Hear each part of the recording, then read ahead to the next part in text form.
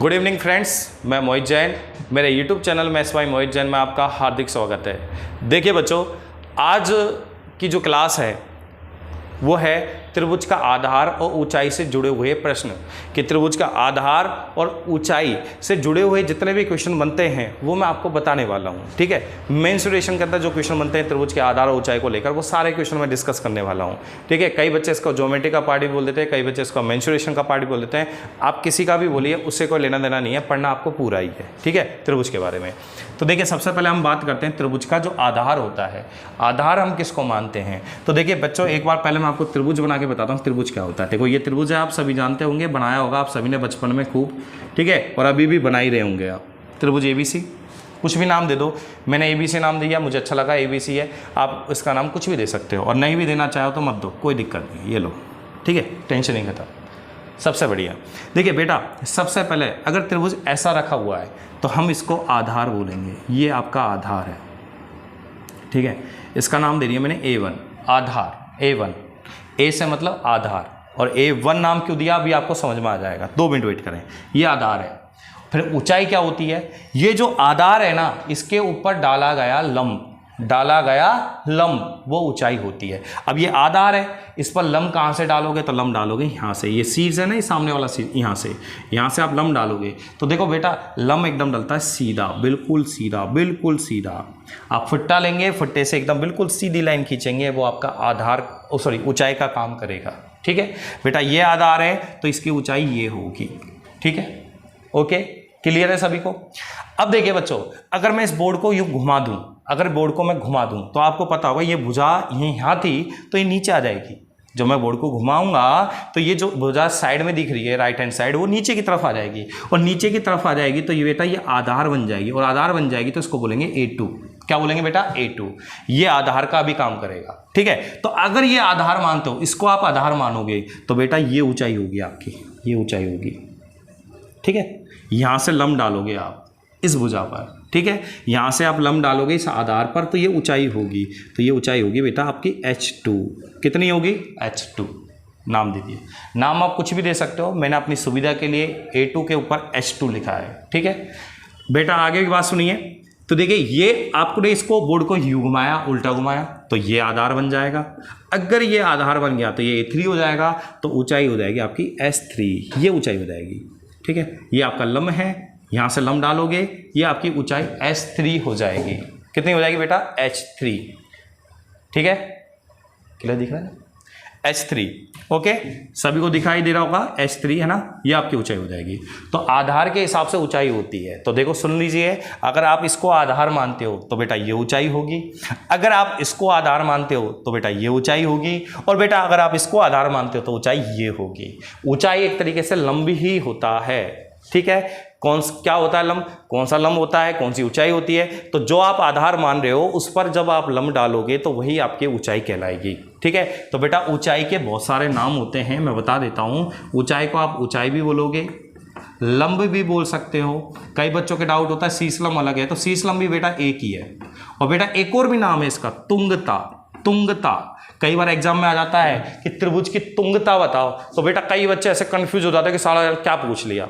ठीक है, तो तुंगता कुछ नहीं है, तुंगता ऊंचाई है। ऊंचाई है, लंब है, शीर्ष लंब है। ठीक है, बोल सकते हो आप। ठीक है, मैं आपको सवाल भी कराऊंगा, टेंशन ना ले, मैं आपको सवाल भी कराऊंगा, इसके साथ कंसेप्ट के साथ सवाल बताऊंगा जरूर। ठीक है, तो ये बात ध्यान रखें आप। ठीक है, अब इसके बाद सुनिए आप, अब आप क्षेत्रफल निकाल सकते हो। क्या निकाल सकते हो? क्षेत्रफल। आधार पता है, ऊंचाई पता है, तो क्षेत्रफल निकलेगा। आप सभी ने फॉर्मूला भी पढ़ा होगा, 1/2 आधार गुणा ऊंचाई। तो त्रिभुज का क्षेत्रफल आप सभी ने पढ़ा होगा, त्रिभुज का क्षेत्रफल। तो त्रिभुज का क्षेत्रफल आप सभी ने क्या पढ़ा? 1/2 आधार गुणा में ऊंचाई। ठीक है, आधार गुणा में ऊंचाई, यही है 1/2 आधार इंटू ऊंचाई। दिख रहा है? अब आगे सुनिए। अब देखिए, इस त्रिभुज का क्षेत्रफल आप 3 तरीके से निकाल सकते हो। कितने तरीके से? 3 तरीके से। तो 3 तरीके कौन कौन से हैं वो सुनिए। पहला तरीका सुनो, 1/2 ये आपका आधार हो गया A1, और गुणा ऊंचाई। तो ऊंचाई कौन सी लेंगे? H1 लेंगे। ठीक है, क्योंकि मैंने बताया अगर इसको आप आधार मानोगे तो इसको ऊंचाई लोगे। क्लियर है भाई? दूसरा क्षेत्रफल आप इधर से भी निकाल सकते हो, 1/2 आधार क्या है बेटा? A2, तो ऊंचाई क्या मानोगे? H2। क्लियर है भाई, सभी को क्लियर है? क्या मानोगे ऊंचाई S2। ठीक है, आगे सुनिए, अगर आपने आधार माना A3 तो ऊंचाई क्या लोगे बेटा S3। क्या लोगे बेटा S3। और बेटा एक बात सुन लो, ये भी क्षेत्रफल निकला, यहां से भी क्षेत्रफल निकला, यहां से भी क्षेत्रफल निकला एक ही त्रिभुज का आप क्षेत्रफल निकाल रहे हो, लेकिन निकाल 3 तरीके से रहो, इधर से इधर से इधर से। ठीक है, तो ये ऐसा नहीं है कि क्षेत्रफल अलग अलग आएगा, तो यहां पर क्षेत्रफल समान आएगा। क्या आएगा बेटा? समान। तो इसको मैं अब लिख देता हूं बेटा, तो आप ध्यान रखेंगे कि यहां से हमने क्षेत्रफल निकाला 1/2 A1 गुना H1 बराबर 1/2 A2 गुना S2 और 1/2 A3 गुना S3। ठीक है, तो तीनों से क्षेत्रफल क्या आएगा? बराबर। देखो मैंने बराबर का चिन्ह लगाया, ये रहा बराबर, ये रहा बराबर।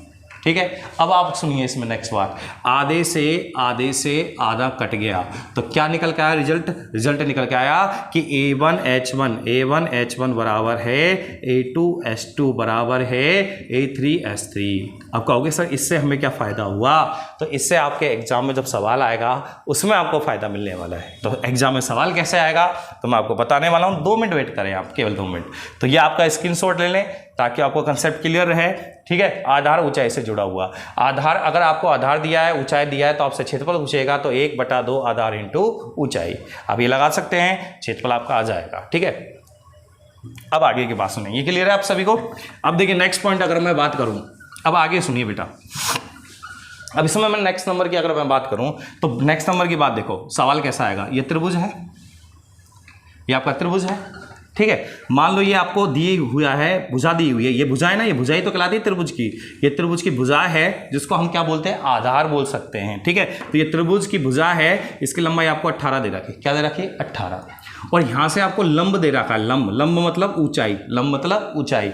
ये आपको दी हुई है बेटा 10। कितनी दी हुई है? 10। अब एग्जाम में सवाल क्या आया, आपको ये वाली भुजा दी हुई है 15। क्या दी हुई है? 15। आप बोलेगा ये ऊंचाई ज्ञात करो, इस ऊंचाई को ज्ञात करो, ये वाली ऊंचाई ज्ञात करो। मतलब आपको क्या हुआ, 2 भुजाएं दे रखी हैं, अब इस भुजा की आपको ऊंचाई दे रखी है, इस भुजा के सापेक्ष ऊंचाई निकालनी है। तो आप क्या करेंगे? तो सुनो, मैंने अभी 2 मिनट पहले बताया था A1 H1 बराबर A2 S2। बताया नहीं बताया? जल्दी से बताओ। बताया ना? अभी बताया 2 मिनट पहले, सिद्ध भी बताया था कैसे कैसे बराबर है। ठीक है, तो A1 H1 बराबर A2 S2। तो पहले आप बताओ आधार, तो आधार क्या है? 18। अगर आधार 18 है तो ऊंचाई क्या होगी? 10, तो गुणा में 10। ठीक है, बराबर। अब बताओ आधार क्या मान रहा हूं मैं? 15। तो ऊंचाई क्या मानोगे? x। मैंने कहा ना इसके सापेक्ष x, दिख रहा है क्लियर? ठीक है, तो 18 दहीं के 180 बराबर 15x। तो बेटा x का मान क्या जाएगा? 180/15। तो आप याद रखेंगे कितना आएगा? 12। कितना आएगा? 12। तो लंब की लंबाई आ गई, पूरा दिख रहा है क्लियर? ये ठीक है, तो कितनी आ गई? ऊंचाई कितनी आ गई बेटा? लंब कितना आ गया? 12। ओके, कितनी ऊंचाई आ गई? 12। ओके, समझ में आ रही बात?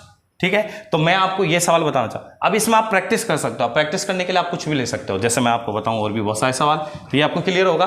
तो जैसे और भी सवाल देखिए, जैसे मैं आपको बताता हूं, जैसे ये त्रिभुज है।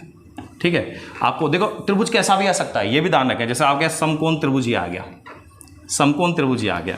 अब देखो, अब मजेदार चीजें बता रहा हूं मैं आपको, देखिए कैसे एग्जाम में सवाल आता है। आपको सवाल आ गया कि ये भुजा आपको दे रखी है 6, ये भुजा दे रखी है 8, तो ये भुजा कितनी होगी बेटा? 10। आप जानते होंगे समकोण त्रिभुज के बारे में थोड़ा बहुत, नहीं जानते हैं तो मैंने वीडियो डाली हुई है त्रिकोणमिति। जब पढ़ा रहा हूं मैं तो त्रिकोणमिति में आपकी जो पहली वीडियो डाली है वो मैंने समकोण त्रिभुज से जुड़ी हुई डाली है, तो आप उसको देख सकते हो, प्रीवियस ईयर वीडियो। ठीक है, देखो 6, 8, 10 ये दिया हुआ है। आप बोलेगा यहां से लंब डाला, यहां से मैंने लंब डाला, तो बोला इस लंब की लंबाई बता।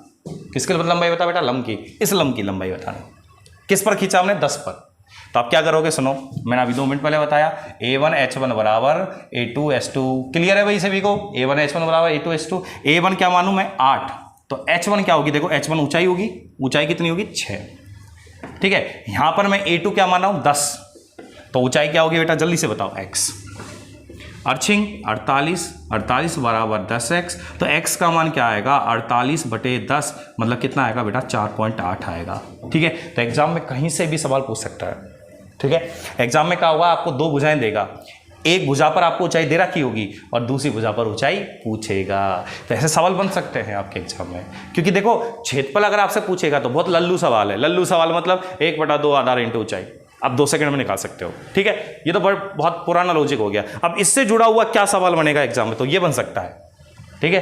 तो देखो यहाँ पर भी 1/2 आधार इंटू ऊंचाई लग रहा है, कैसे लग रहा है, देखो आप लगाओगे 1/2 आधार कितना 8, ऊंचाई कितनी 6, ऐसे लगाओगे।